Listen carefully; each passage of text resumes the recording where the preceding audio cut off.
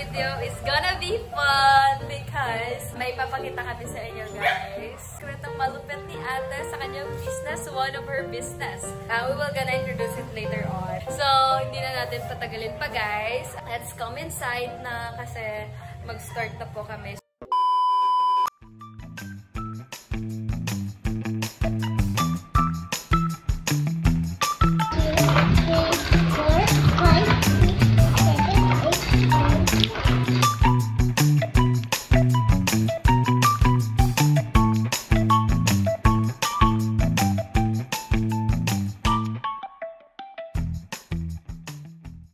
Bago tayo mag-start, so sinabihan ko si Jenny na to wear mask because syempre yung main ingredients natin is yung sili. So yung sili masakit sa ilong, masakit sa mata. So we need face mask. So okay na yung sa mata kahit wala na Ang importante sa ilong kasi palagi kang mag-hachi. Nag-start na si ate. Yung apoy, tapos yung malaking halaga. So ito yung ingredients natin. Ito yung herbs, tapos ito yung garlic. Ito din yung ketchup natin. Pagkatapos painitin ng kalara, so ilalagay natin yung oil natin. 2 kilong mantika. Tawag namin siya homemade sweet chili sauce. Kasi ate lang gumagawa. At the same time, guys, don't worry guys kasi yung mga piniprepare naming ingredients is malinis. At malinis yung kamay at saka hindi mahaba yung kuko. Paano ma?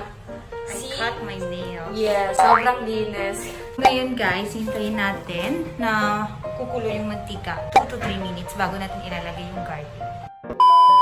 Lagay na natin yung ating garlic. Bago niya, i-on na natin yung sauce. Kasi nga, i-on ng garlic. Kaya may exhaust tayo. Let's go! Woo!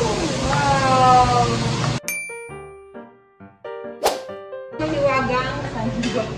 Yung sandok, the lucky one. Guys, kasi takot akong sakyan. Ito guys, yan. Malalaman natin na pwede na siyang lagyan ng another ingredients kapag yung garlic natin is color brown. Chill lang muna while waiting na mag-brown to. Garlic! Oh, I love the lights here, te. So, this is it. Ipapakita namin sa inyo yung garlic natin is nag-color brown. Sekretong malupit para maging sweet yung chili sauce.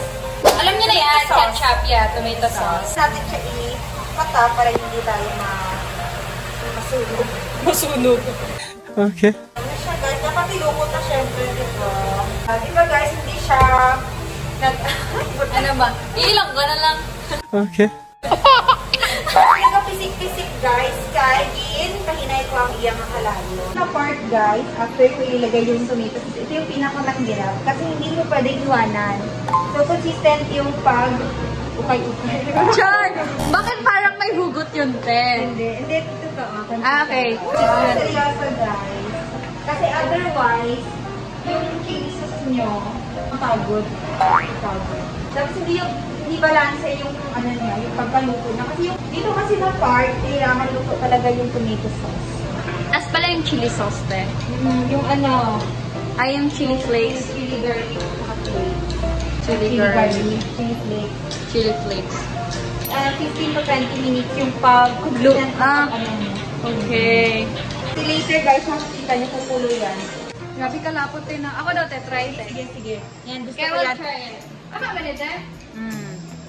You know what, guys? Wala akong skills and talent sa pagluto. And everyone knows that. Ay, nagkakakulo na. Tignan mo, kumukulo na, guys. Give me some. Give me some. Minutes na yan, te. Halos mag 1 hour na si ate dyan, guys. Ano na? Yes. So, pwede natin ilagay yung flakes natin. Ay, okay na yun. Nagbaba na siya. Yeah, ganito yung looks niya, guys. Kasi kanina, diba, kung nakapansin nyo, red masyado yung Yung pagka-red niya is fresh. Ngayon, ibig sabihin mo na ito. Lugdang na siya. Oo, lugdang na siya. Tapos, malalaman mo guys na hindi na siya, pwede na siya lagyan ng chili flakes kasi hindi na siya masyado, Taw. Wala na siya galutaw. Galutaw. Ako na mag-draw.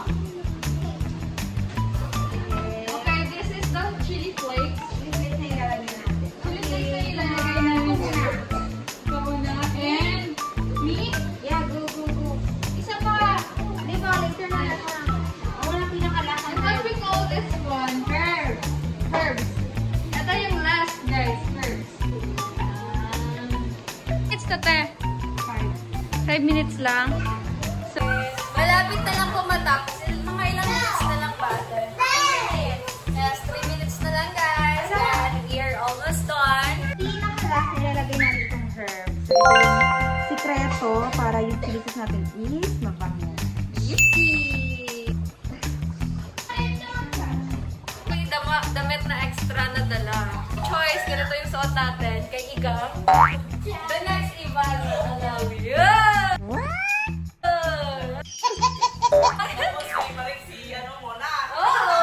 Okay. Guys, tapos na po yung chili sauce natin. And ngayon, i-off natin yung gasol natin. Tapos, off na yung gasol. Patuloy pa din yung paglugay. Paglugay. Kasi guys, mainit pa din ito. Possible yung chili sauce natin. Didikit pa din. Good feeling. Sobrang pagod. Pagod din. Nakakapagod daw, pero worth it naman kasi I know masarap yun. Yes. And you guys must try it!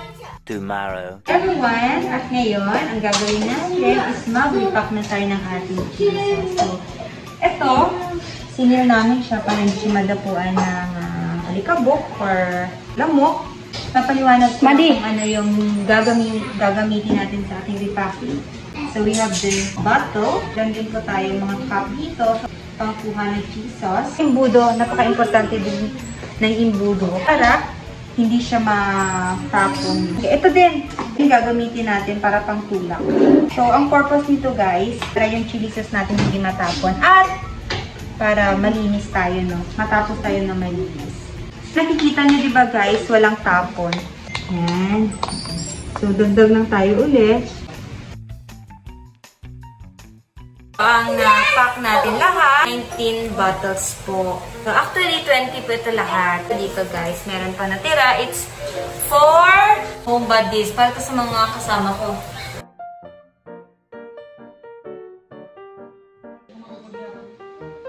Pasa pa natin yung ating packing per bottle. So, ulit, 19 pieces yung nagawa natin. Tomorrow. Hello everyone! Well, today's video guys, as you can see, natapos na namin yung paggawa na chili sauce, homemade sweet chili sauce. So ngayon guys, ipapakita namin sa inyo kung paano namin kainin itong sweet chili sauce with different kinds of ulam. At ano mag-explain mamaya kung ano yung mga kakainin namin. Well, today we decided to do mukbang para mapakita sa inyo guys na legit, na lang pwede sa kahit anong klaseng ulam. So, ayan, ate, i-explain mo na kung ano yung mga ulam natin na andito na pwede sa chili sauce. So, ayan, hello everyone! So, ngayon, ipapakita namin kung ano yung minanda namin mga food. So, we have here, lechon manok, we have also liempo, and we have our adobong pork and so hot dog, and sunny side up egg. And, of course, we have also our bulalo. Kasi chili sauce kasi, hindi lang siya sa mga dried ulam, pwede din sa sabaw.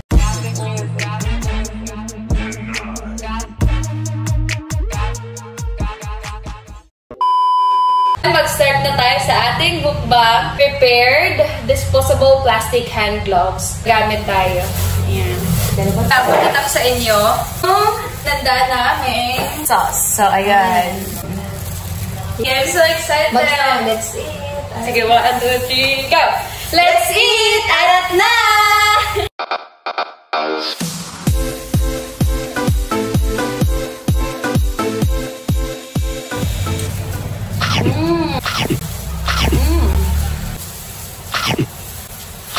Sarap siya sa lempo, guys! Mas lasa ko ng sweet karon. Kasi lang last time. Sabi ko, first day na luto. Masyadong maangang. Parang hindi mo kakalain yung anghang. Yung oo. Isang araw kasi guys, yung natapos namin yung paggawa ng sweet chili sauce. Kumain agad kami after 2 hours. Tapos, hindi pa namin malasahan yung sweetness. Ang sweet chili kasi nga, maluto. So basically, from the expert, sabi niya, usually, ma-taste mo lang yung sweetness ng ginawa niya right after 2 days or 3 days, gano'n. Try natin sa sunny side up egg. liempo, adobong baboy, which is ang aking paborito. Paborito, baby. Luto ni Dindin. Baka nagtataka kayo kung paano namin sinasawsaw yung paano namin nahalo. Yung akin naman, ginagawa ko usually, magkuha lang ako ng konting sauce, tapos kuha din ng sabaw. Oh my gosh. At hindi mo manubusan, gawin ng dali lang siya. Okay. Hindi mo siya, Ano na ako siya, i-blend ko na. Actually, gina-blend ko man siya. Pero kung gusto mo nga hindi anay mahaluan sa chili ning sabaw as a whole, sa kutsaranay, yan lang. Sarap! Ihalo na tayo. Ayan, nakahalo na. Lagyan pa natin, guys. Ay, tama-tama lang pala. Kasi pag sobrang madami, baka hindi natin kakayanin yung pagkaanghang. Hindi ko mahilig sa cheese. Oo. So, alam ni ate, guys, hindi talaga ako mahilig sa chili sauce. Paulit-ulit ko yun sinasabi noon pa. Pero gusto ko lang ipaintindi sa inyo bakit ko nagustuhan tong sweet chili sauce ni ate. Dahil dun nga sa sweetness na meron itong sauce ni ate. Itong gawa niyang sauce. Pagka parang na-disregard ko yung pagiging maanghang ng isang sauce nang dahil sa sweetness. Perfect kasi yung combination. Mabango din siya. Kaya parang pagkainin mo siya, nakadagdag ng gana dahil sa bango, tsaka sa lasa. Si ate hindi man din ito mahilig dati, diba te? Pero ano yung nasa isip mo te, bakit ka gumawa ng sweet chili sauce? In fact, you are not really into hot sauce. Wait lang. Yeah. Just take your time. Wait lang daw guys, nag-concentrate si ate sa pagkain kasi sobrang sarap na sauce namin. Di niya pa na-answer yung question. Halatang gutom. Halatang nasasarapan. Kabaw. Yes. Malasa ko na ilong. Nakalamit yung kabaw. So, ito na guys, i-share ka na. Tulad din ni Jenny, hindi ako mahilig sa maanghang, hindi ako mahilig sa chili sauce, or kahit ano nga maanghang. Takot sa maanghang. Nung pumunta ako ng Manila with my friends, doon ko na-experience yung kakain ka sa mga restaurants, sa mga Japanese food, sa mga Chinese food, sa mga Korean food. Which is, yung unang nagustuhan talaga nila yung mga spicy foods. So yun, yung mga kasamahan ko, mahilig sa maanghang. So yun, na-inspire ako sa kanila kasi ang sarap nila tingnan kumakain ng sili. Tapos ako lang yung parang others, alam mo yun. Parang na-outcast ka, ganun. Yun, sabi ko, ay ko din kaya mag-explore sa maaanghang na food. So tinry ko lahat ng pinuntahan namin, tikim lang. Hanggang sa masarap mo pala kasi isa sa mga na-discover ko kasi na-search ko sa Google ano yung health benefits ng sili sa katawan. So yun, marami akong na-discover. So ito, kaya dito sa chili sauce ko nakalagay itong health benefits. So ito, merong assist prevention diabetes, prevent breast cancer, prevent stomach ulcer, good for the heart, yun. Assist weight loss, boost immunity, antibacterial, and clear digestion. So, yun. When I search it, napakaganda naman pala ng benefits sa katawan natin yung sili. So, when I go back to now, so yun, nag-search na ako. Nag-search na ako sa YouTube kung paano gumawa ng chili sauce. Kasi, aside from that, gusto ko din talaga siya i-negosyo. So yan, I started cooking chili sauce para lang talaga sa family. Parang kukonsume lang namin sa bahay. After trials and errors, so yun, nakuha ko na yung best formula. Hanggang sa, yun, nakuha ko na yung perfect. Tsaka, nakuha ko na din yung mga perfect ingredients na ilalagay ko. Kasi, marami naman kasi talagang ingredients eh. Pero yun, pipili ka lang talaga kung ano yung mas gustuhan mo, mas nagustuhan ng mga tao. Yun. So good, napadami kami, tsaka sobrang busog guys. The best talaga yung homemade sweet chili sauce, kaya you guys must try it. Vlogger na ba po? Ano? Yes! Hello! So that's all for today's video guys. Hopefully you've enjoyed watching this video and hopefully to see you on my other videos kasi I'll be uploading more videos pohon kasi guys, meron akong pa-surpresa sa inyo. Maybe next year nyo malalaman or the month of December. Yeah. You will know it, guys. So that's all for today, and thank you so much for watching this video. Hopefully to see you soon again. Bye-bye, guys. Bye-bye. Bye-bye. Bye-bye. Kasi our outfit today. Oh my gosh! Busog na busog ako, guys! Kaya Jonna, Guys, diba sabi ko maliligo nga ako? ayan. Actually, yung outfit ni Ate Jonna, guys, meron din akong ganyan. So, basically, baka sasabihin nyo na We're the same. I know. baka sabihin nyo na naghahiraman ay kami. Basta yan, ba yung naghahiraman ay kami. Basta, mapicture na lang kami. Saan ito mag-aligot eh? Dadalan-dalan. Tano yun? Diba CEO ka dapat? That's all for today. Bye-bye!